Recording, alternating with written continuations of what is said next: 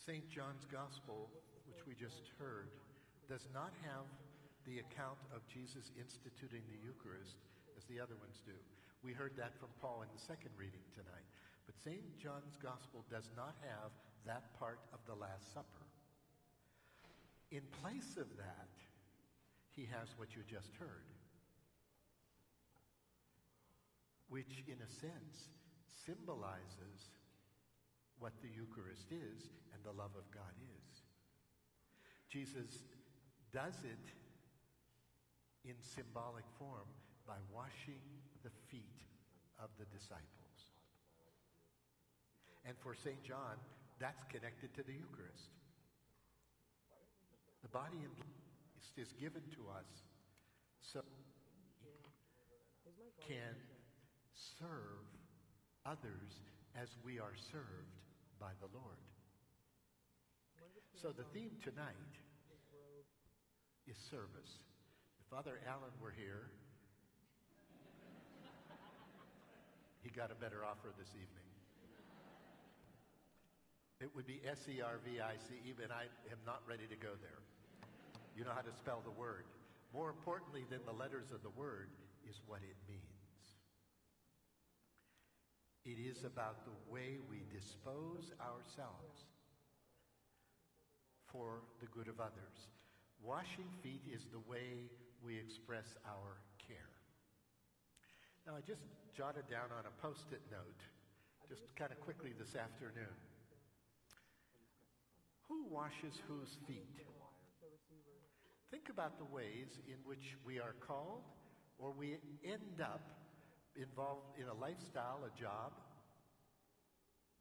where we are washing the feet of others, and we would never consider it to be that. Starts in family.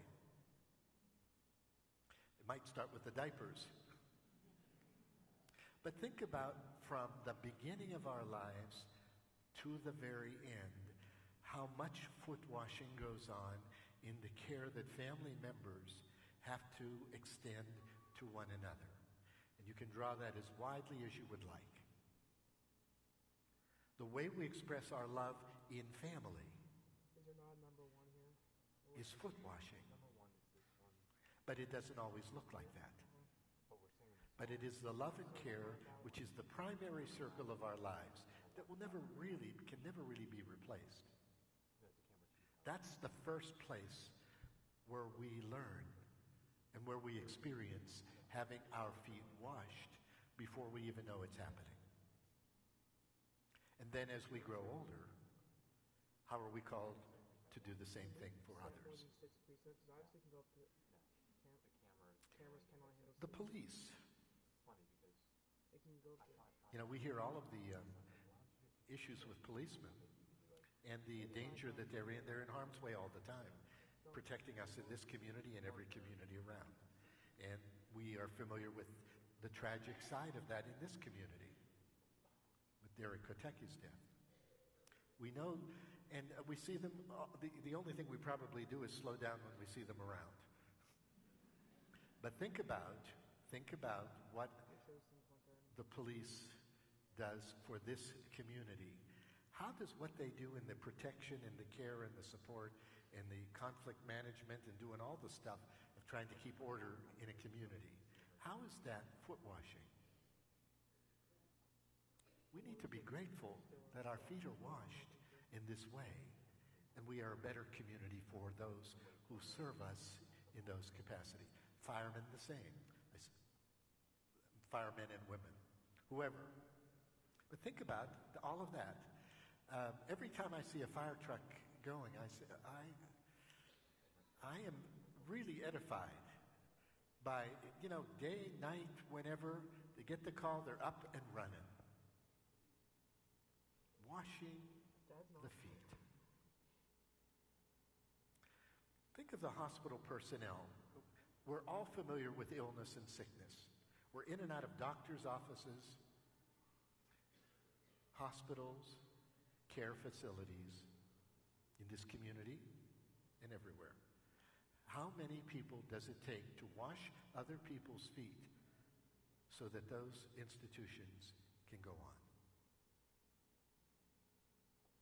we kind of moan and groan when we are not treated with great deference, but it's easy to forget how many people quietly go about their business, and they really are washing our feet and various other parts of our anatomy when we need it and can't do it ourselves. The social service groups. Think in our community, Tri-City Life, the Hope Center. Think of the places where people rally because they know there are needs, serious needs in families, there are problems, there are challenges, and volunteers come out of the woodwork to make these kinds of places work, as well as the staff people who keep that going. Is that foot washing? Yes, it is. All of our teachers in all of the schools in this community, and all who aid and assist them in the education process, above them and behind them and around them. And those who clean up after the students. Somebody once said, if you want to know what's going on in any institution, talk to the janitor. They got the goods on everybody.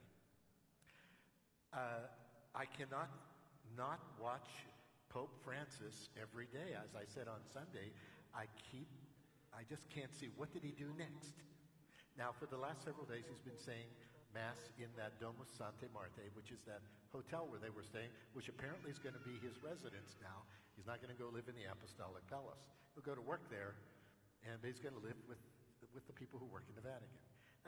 They must all be spastic in the Vatican right now. They don't know how to act. But he said Mass for the janitors and for the maintenance people who sweep up St. Peter's Square. Whoever thought that anybody did anything? Well, when you look at that place, there's more stuff going on there. They're moving furniture and chairs and all kinds of barriers all the time. Nobody sees them. They're foot washers. And tonight the Pope did not say Mass in St. Peter's Basilica as they normally have done. He went to the juvenile prison of Rome and washed the feet of 12, most of whom were Muslim, not even Christian. And a lot of them didn't know what a pope was. This is down the street. They have no connection. And his words there were very touching. Here's the Pope on 76-year-old man. I'm going to have trouble with it tonight. The Pope, 76 years old, is down on both knees washing the feet of these young prisoners and encouraging them to have hope. That washing and I don't think they know how to act. Who is this guy washing my feet? One of the quotes before he went there was, one of the young people said, there's somebody, I'm glad somebody's coming who calls himself my father.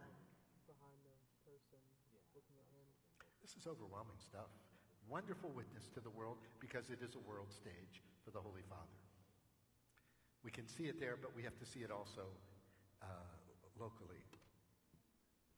Think of the service organizations, the clubs, the Lions, the Rotary, the other service clubs and groups that work in communities quietly, doing charitable work and fundraising for different needs that are very quietly taken care of, and nobody knows too much about it.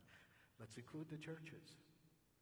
The churches of the community, which very times are invisible, how much foot washing goes on because of the church's work in any community, and all of them. We better add the auxiliary police. By God, they got to put up with you every week. And we keep saying we can't get in and out of here without help. It's a little bit better now, but I think we don't see faces. We see people pushing us around.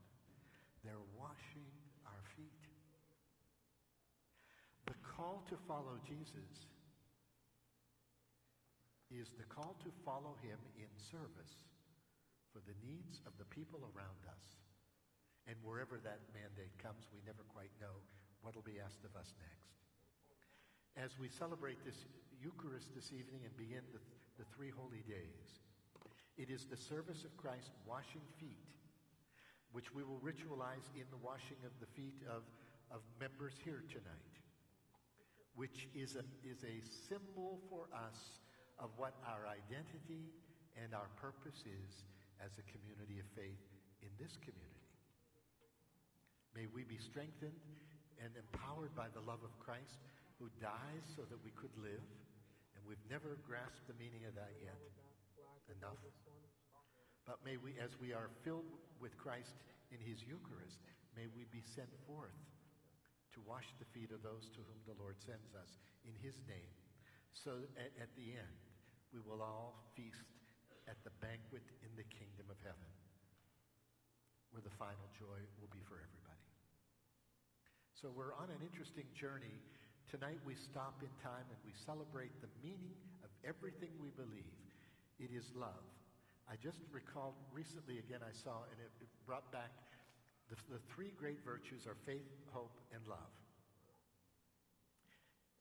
At the end, faith and hope will disappear. We will be in the presence of God. We won't hope for the future. We'll be there. All that will remain is our love. And that begins in this life. We are marked. Who we are and what is most important in our life is our love. And our love is the way in which those who love us wash our feet, and those whom we love, we do the same for them. May we be strengthened, be grateful for the way we have received this gift, and may we grow in our willingness to do the same for each other and make Christ present in the world that truly is his.